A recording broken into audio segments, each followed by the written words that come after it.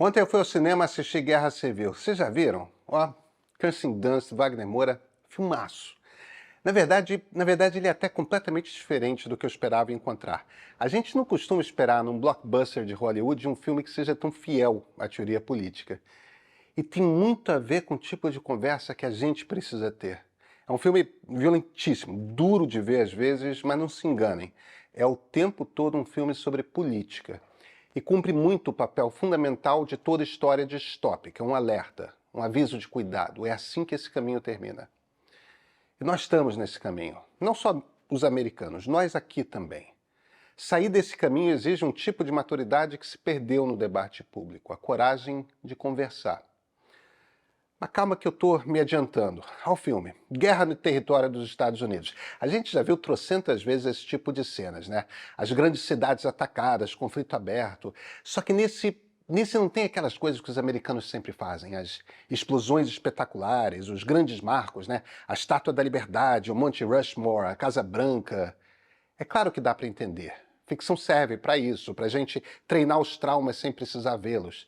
Só que esse filme não é nada disso. Nova York está em guerra aberta, a Virgínia está em guerra aberta, as cidadezinhas estão em guerra, Washington está cercada.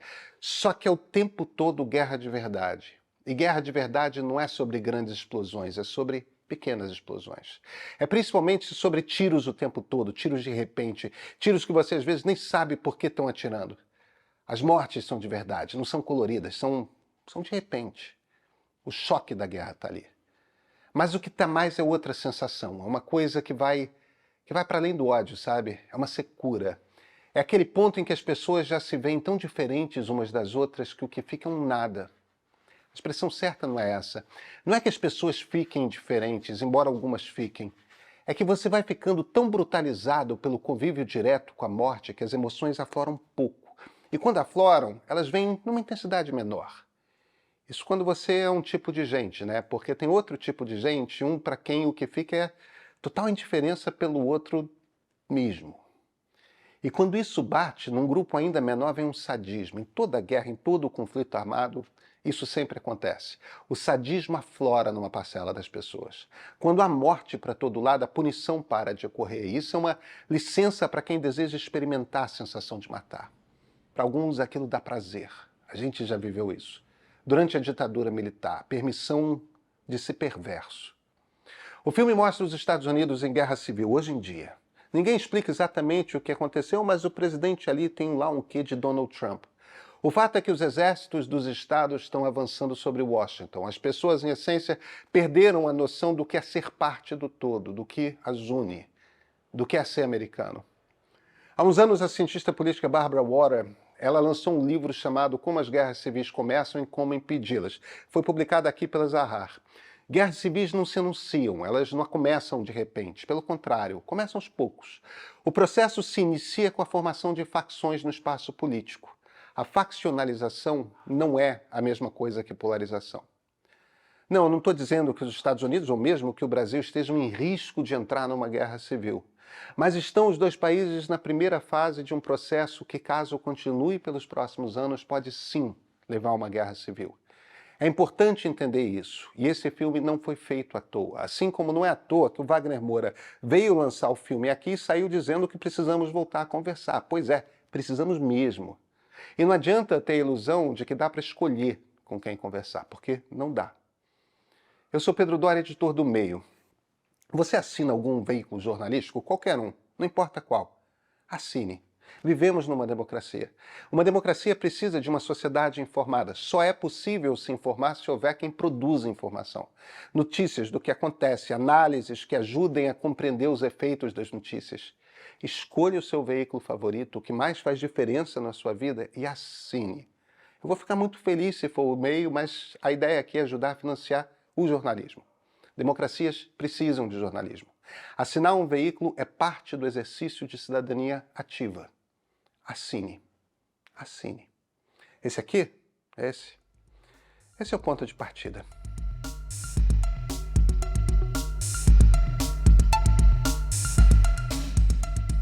No ambiente político polarizado, duas forças dominam o debate público. As eleições costumam acontecer sempre no ao redor delas. São sempre aquelas duas forças que têm chances de vencer. Um ambiente dividido entre duas facções é assim, mas tem uma diferença importante. Os grupos políticos param de falar com o outro lado. Consideram o outro lado tão intolerável que falam apenas entre si. Vamos fazer um teste? Se você é uma pessoa de esquerda, cite um líder político de direita importante que você respeite. Respeitar não é votar, não. Mas se essa pessoa for eleita presidente da República, vá, não é o fim do mundo. A ideia é a seguinte: um líder de direita em quem um eleitor bolsonarista votaria com tranquilidade, mesmo que não fosse seu favorito. Mas um eleitor bolsonarista precisaria reconhecê-lo como fazendo parte do seu espectro. E precisa ser um líder mesmo, tá? Um governador, prefeito de capital importante, senador, presidente de partido, ex-ministro, sei lá. Imaginou um nome desses? Se imaginou, ótimo. Você vive no Brasil da polarização. Se não consegue imaginar um nome desses, você já vive num país dividido em facções. O teste funciona rigorosamente do mesmo jeito para o outro lado. Você é de direita? Imagina um líder de esquerda, alguém em quem o eleitor de Lula votaria com tranquilidade e que não seria o fim do mundo se você o visse na presidência. Mesmas regras. Na semana passada eu citei dois líderes da direita, dois governadores. Ronaldo Caiado, de Goiás, Ratinho Júnior, do Paraná. Políticos claramente de direita. Caiado, aliás, tem um longo histórico como líder na direita brasileira. Os comentários por aqui, pelas redes, ambos de extrema direita, ou no mínimo tanto à direita que já estavam chegando lá. Eles sobem no palanque com Bolsonaro? Sobem. Ou ao menos já subiram, né? Jair Bolsonaro controla algo entre 20% e 30% dos votos brasileiros. Qualquer político de direita que denuncie Bolsonaro hoje pode ser herói, pode ser corajoso, mas não se elege para nada além de deputado. Cobrar afastamento total de Bolsonaro hoje produz um só efeito: diminui a quantidade de pessoas de direita em posição de liderança com quem é possível conversar. É claro que é muito confortável sentar com o celular na mão, deslizar os dedos pelo Twitter e sair lá denunciando quem se aproxima dos impuros.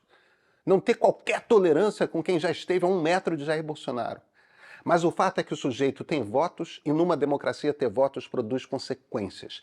Quem precisa de voto ou se aproxima de alguma forma de quem tem voto ou não ganha. Não é possível hoje chegar a uma posição de liderança na direita sem ter algum tipo de proximidade com Bolsonaro. Mas proximidade não quer dizer ter planejado, participado do planejamento de um golpe de Estado. Não quer dizer ter insuflado violência contra os três poderes. A gente precisa descobrir algum critério que dê para separar na direita com quem é possível conversar, com quem não é. Por que Bolsonaro tem votos? Bem, às vezes eu tenho a impressão de que quando as pessoas de esquerda imaginam alguém de direita, um eleitor de Bolsonaro, pensam numa pessoa branca de classe média em algum lugar do centro-oeste, barbaramente preconceituosa. Mas não pensam na senhora negra, mãe solteira, evangélica, preocupadíssima com o futuro dos seus 2 filhos, fazendo o possível e o impossível para que cheguem à faculdade. Ou talvez até pensem nessa senhora e de repente numa leitura marxista considerem manipulada, alienada. Alguém que se descolou dos interesses da sua classe, que não tem ideia de quem realmente a defenda. Aí não percebem como a igreja traz ordem na vida real, traz paz, companheirismo, uma rede verdadeira de solidariedade e de valores, construída por pessoas que vivem as dificuldades reais, vivem o medo de perder os filhos para o tráfico, de não conseguir sustentá-los na escola, de mantê-los quando a adolescência chega no eixo, apesar de tantas tentações que podem desviar adolescentes num bairro onde a maioria está condenada a se perder de uma forma ou de outra, pela tentação de tráfico, por uma bala perdida. Aí chamam a moça de reacionária, de fascista, e não, desculpa. Ela entende melhor sua vida do que o militante de Twitter com foice e martelo pixelizado ao lado do nome. Com quem é possível conversar do outro lado? Porque com alguém precisa ser. Quando partimos do princípio de que conversas são impossíveis, de que com essa gente conversas não podem ser toleradas, estamos falando dos líderes que representam metade da sociedade brasileira. Quando nos dividimos em facções, vamos aos pouquinhos deixando de ver as pessoas da outra facção como gente que merece respeito. Essa coisa vai seguindo até o ponto em que vamos, e isso não é de repente, vamos desumanizando os adversários, que deixam de ser adversários e viram inimigos. Um dia a gente começa a ver pessoas armadas nos encontros políticos, aí tiroteios começam a ficar comuns. A gente flertou com isso durante as eleições passadas, não é? Vai ser assim de novo em 2026? É quando vai ficando menos esporádico que entramos na zona de risco. A ameaça à democracia brasileira não vem da esquerda. não vem do presidente Lula. A ameaça à democracia brasileira vem do bolsonarismo, vem da extrema-direita. Só que a esquerda não é inocente nesse processo se ela começa também a se tornar uma facção toda intolerante com o outro lado. Se ela perde a capacidade de distinguir extrema-direita de centro-direita. Porque tudo isso continua existindo no espectro. A gente não vai escapar de voltar a conversar. Ou voltamos a conversar ou a democracia se vai. Porque democracias são feitas de conversas. Essa é a definição do regime. E a gente não escolhe com quem conversar. A gente conversa com quem o outro lado escolhe. Não tem só Bolsonaro. Há outros líderes fazendo ali o jogo de equilibrista com os pratos. Então, com quem líder de direita a conversa é possível? Quanto mais líderes de direita estiverem bem-vindos à mesa, mais rápido o bolsonarismo acaba. É preciso fazer esse movimento.